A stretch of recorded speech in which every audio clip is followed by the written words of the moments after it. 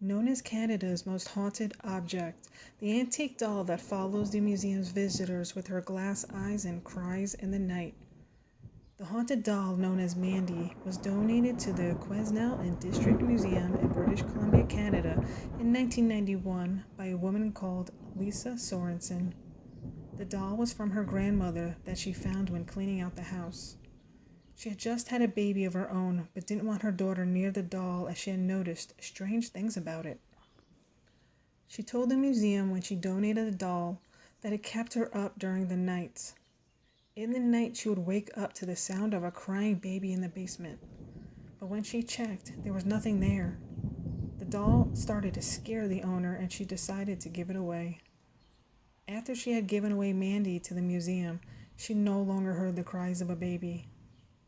The only connection the family now has with the doll is the name, which she gave after her own daughter, Marienda or Mandy.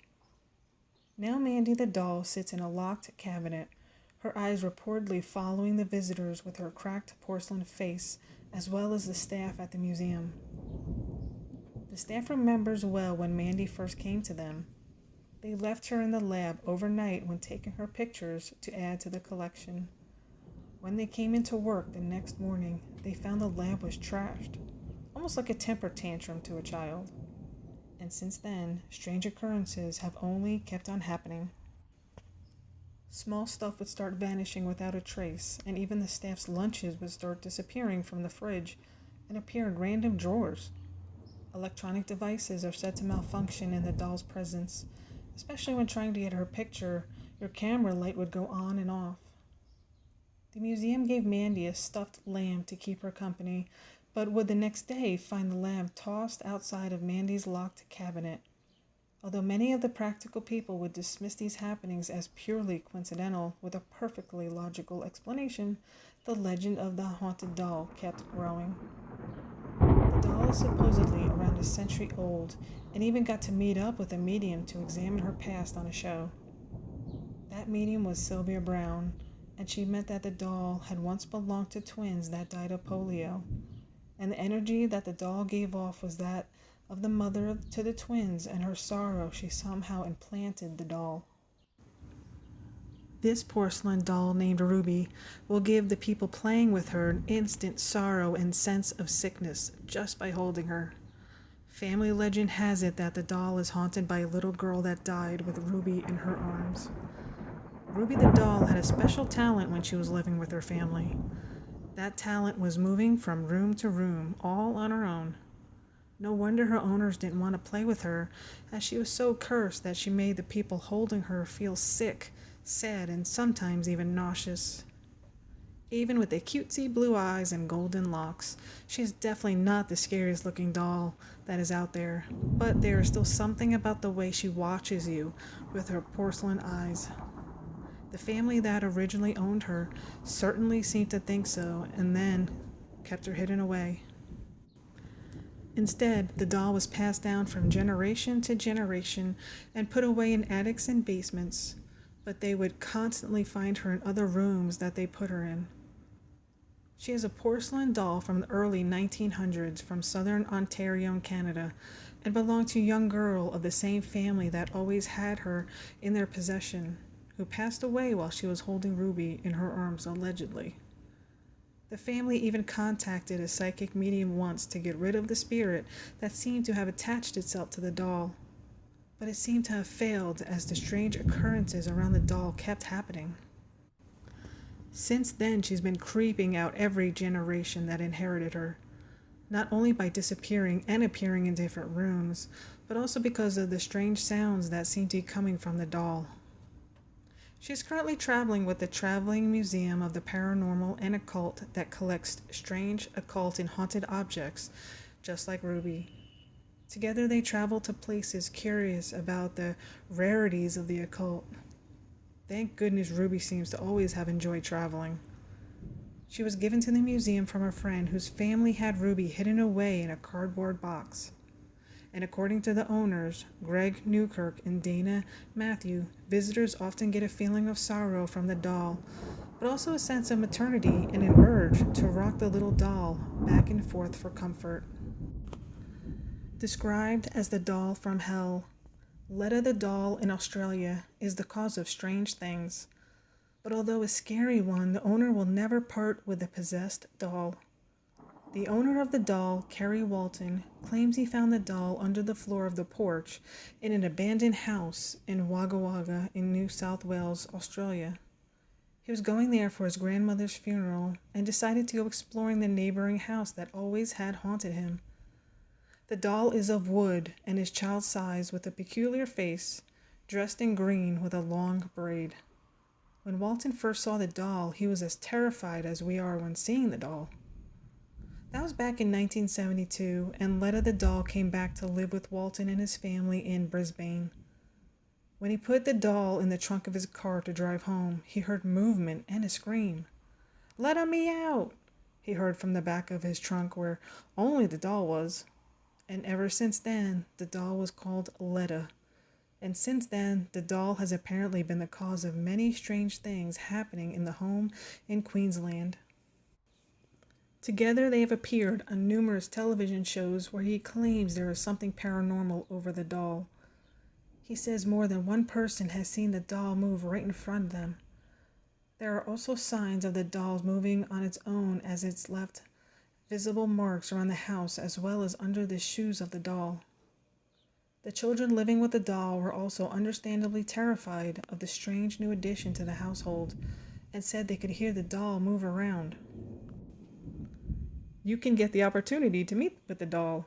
However, there were reports of having nightmares as well as feeling nauseous after an encounter with Letta the doll.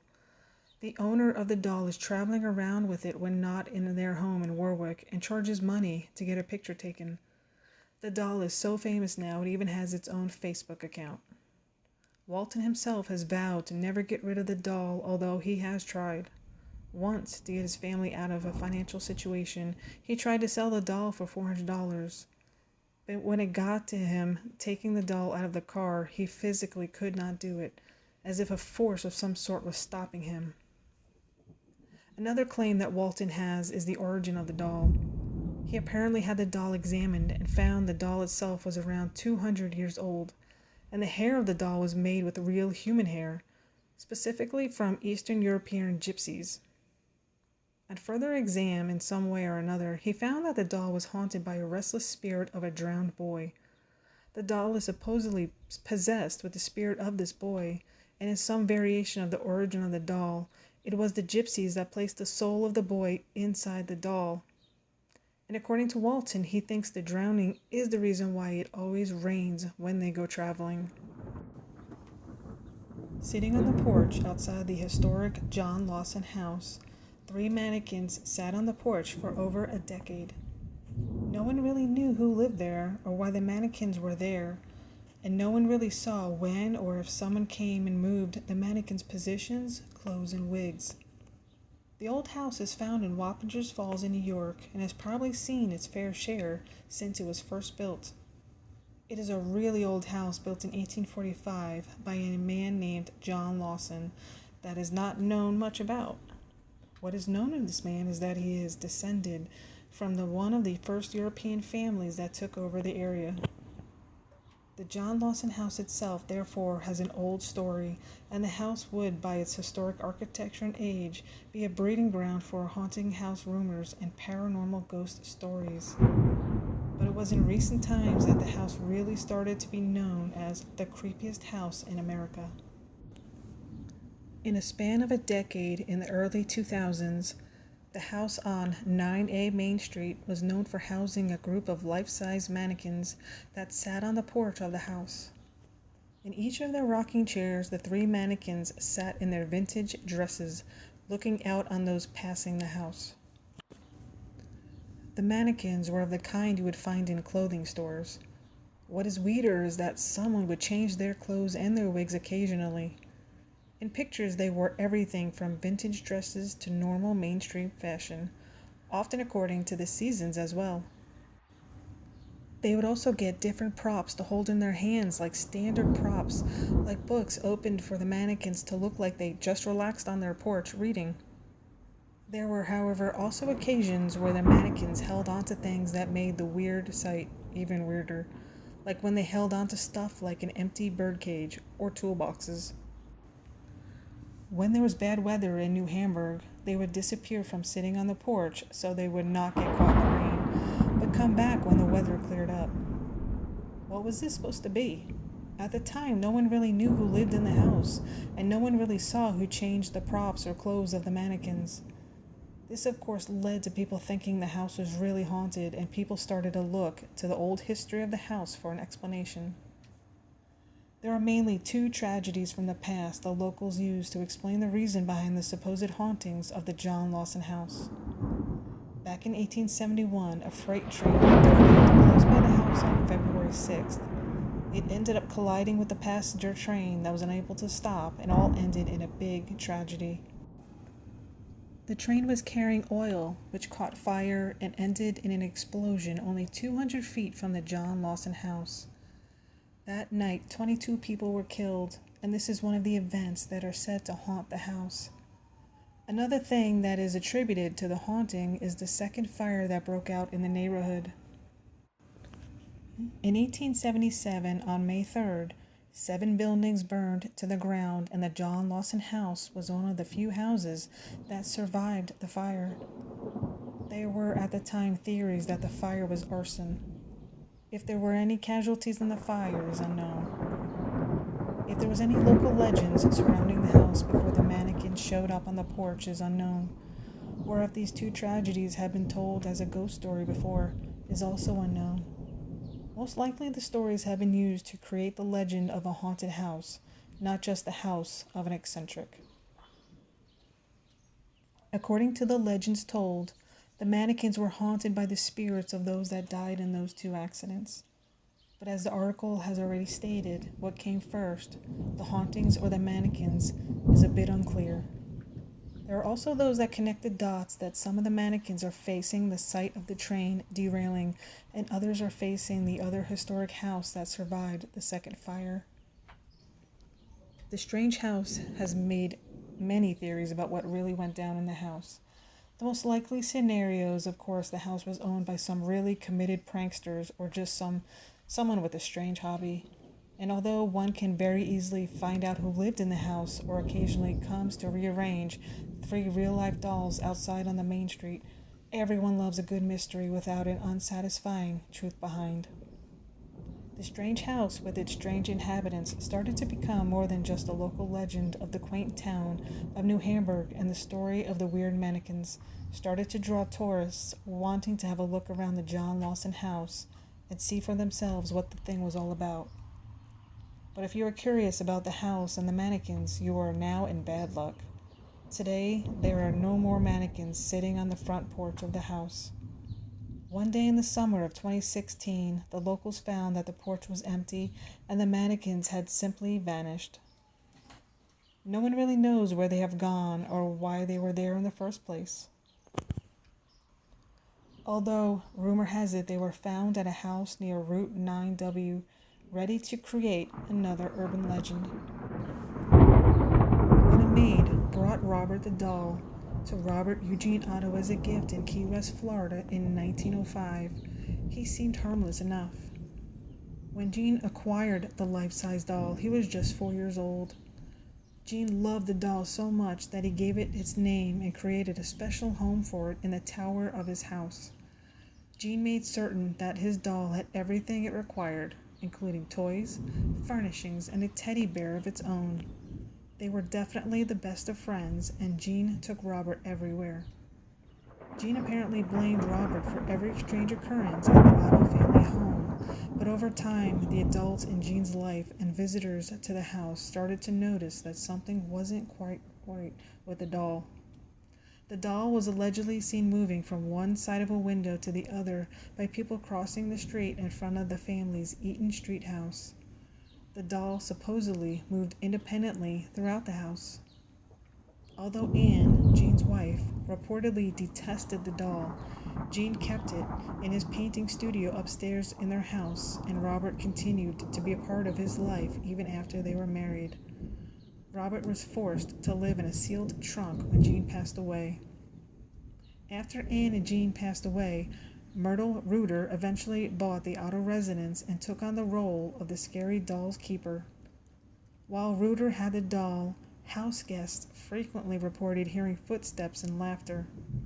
Robert frequently moved from one room to the next in the big house.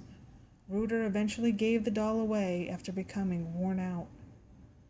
On the opposite side of the island from the Otto residence, Robert and his teddy bear are currently kept in a glass case at the Fort East Martello Museum. The doll is currently referred to be the world's most haunted doll.